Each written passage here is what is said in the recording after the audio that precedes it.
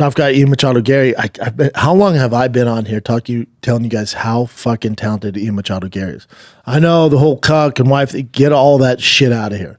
As far as skill set goes inside that octagon, this kid is it, man. And I think his stock goes way up, way more than Shavkat.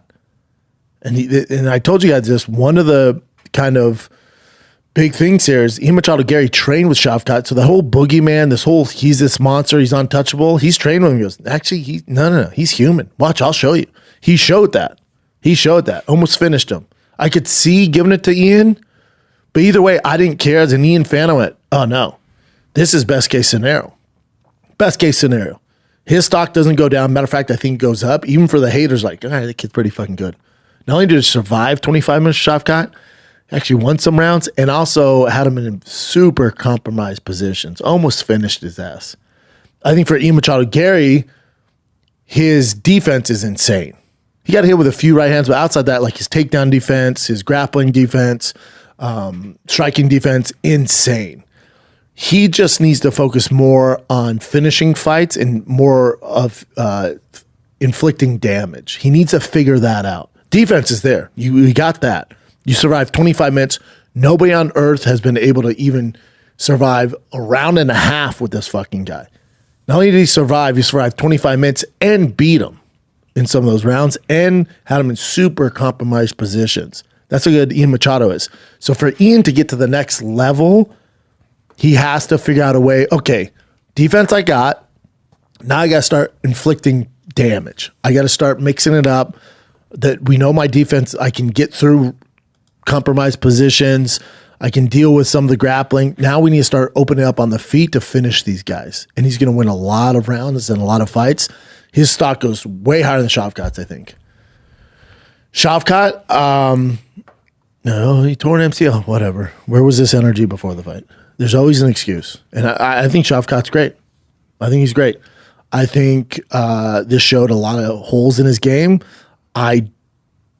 Based off, let's go ahead and go on with the theory. That's really not out there fully, but let's say he did have a torn MCL. Even that being said, that Shavkat that showed up Saturday night at 310 doesn't beat Bilal Muhammad. I think Muhammad, who was sitting cage side, went, oh shit, I'm going to beat him.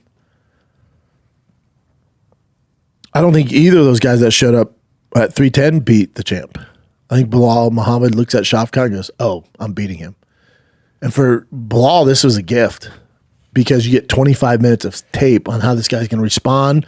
Okay, there's some holes in the game there. There's some holes. And Bilal takes a little more risk, and I don't see a path to victory based off that performance. Now, that could be a performance where he was compromised and he's doing it with one leg, and now it's a different story. But that didn't look like a world beater to me. Ian Machado Gary did. Dude, you just got to clean up a few things and light people up on the field a little more, take a little more chances. I know your defense is impeccable and you didn't get hit that much and survived with Shavkat, but if you just take it to the next level, you're going to finish a ton of guys. And based off that, Ian Machado Gary's one win away from a title shot. He doesn't go down in the queue. If Colby Covington fights Saturday against Buckley, Kobe wins that fight. That's a great story. Buckley wins that fight. That's a great story. That's your fight. That's your fight. Ian Machado Gary and Colby Covington's that's co-main event on a major pay-per-view. That's money, dude. Money. Or 5 rounds on a fight night. I know they're going to Seattle, but that fight is money. That writes itself. But even if Buckley wins, not as of, Buckley's a surging young lion, phenomenal athlete. It probably won't do as well on a pay-per-view because of the casuals, but that's a great fight. And Ian Machado Gary was supposed to fight him anyway. Okay.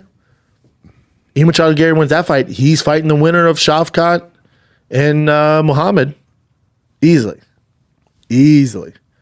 So I think Ian Machado Gary's stock went up so much.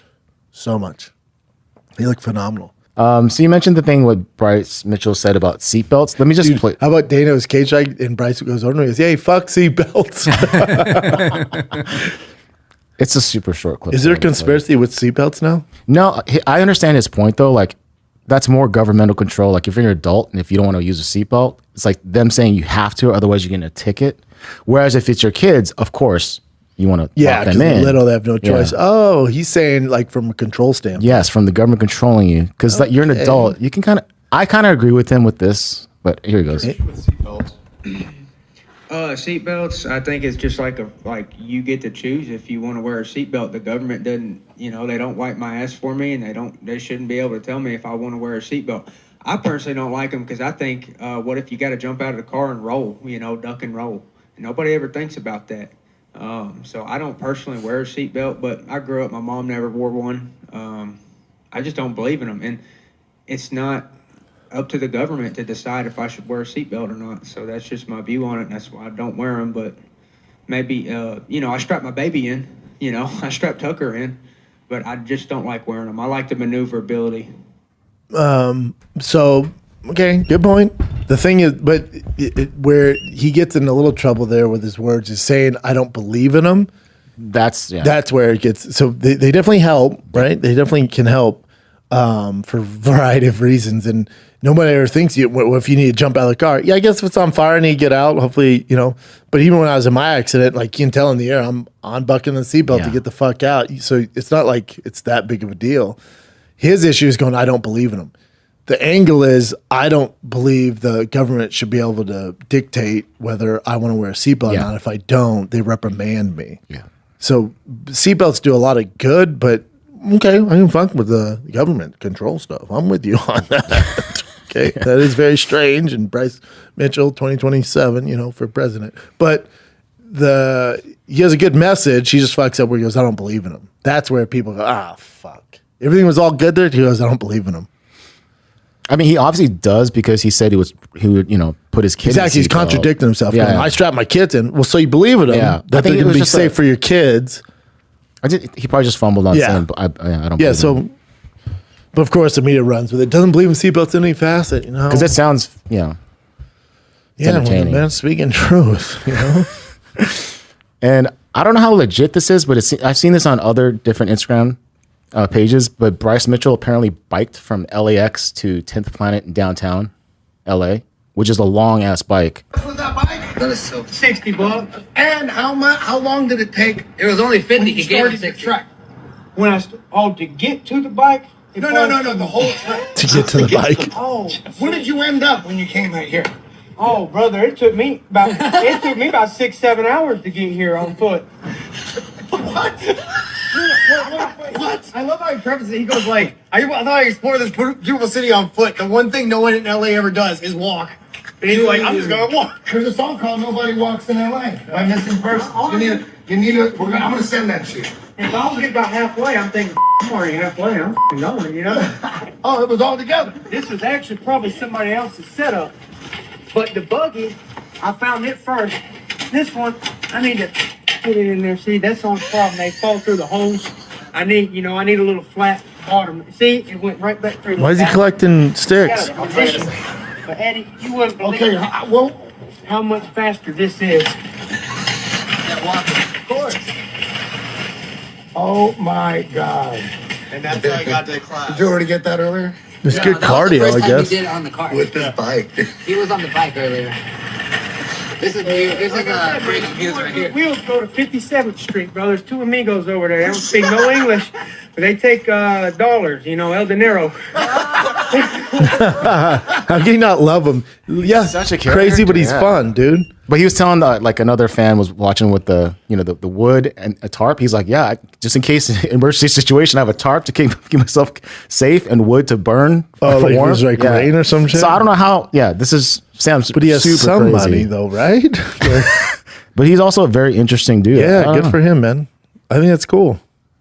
You got to be a little careful because he's not from here, going down Skid Row and stuff. I know he can fight, but them bums got different set of skills. In downtown LA, the bums actually fight you. Skid They Row, actually attack Skid Row, you. no, they'll bite you, man. You turn a zombie. I've seen it time and time again.